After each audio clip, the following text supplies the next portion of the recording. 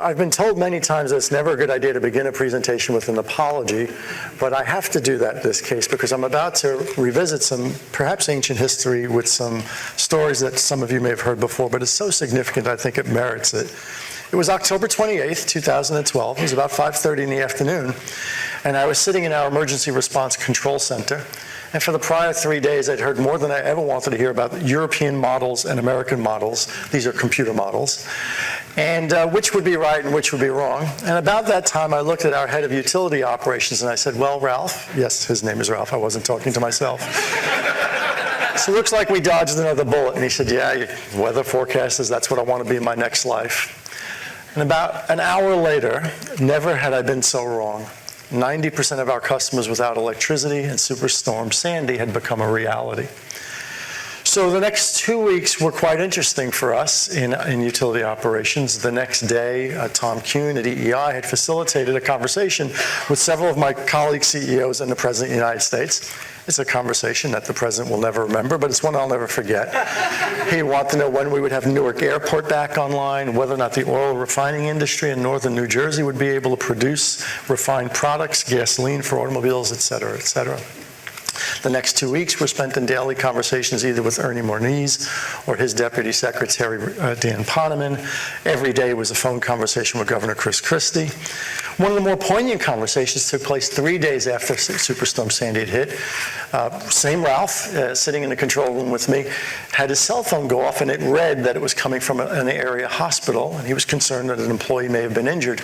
So he picked up the call and he was surprised to hear a heart surgeon on the other end whom he did not know, but somehow had gotten his cell phone number.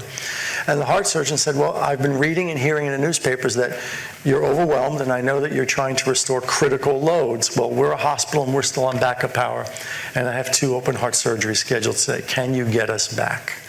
And Ralph, of course, said, we'll do everything we can to get you back. And we did get him back. And it's just, you began to realize, my goodness, lives are at stake with this electricity.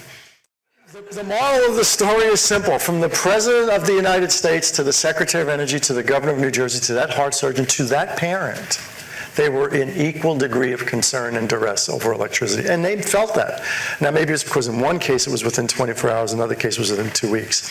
The moral of the story is reliability is not sufficient.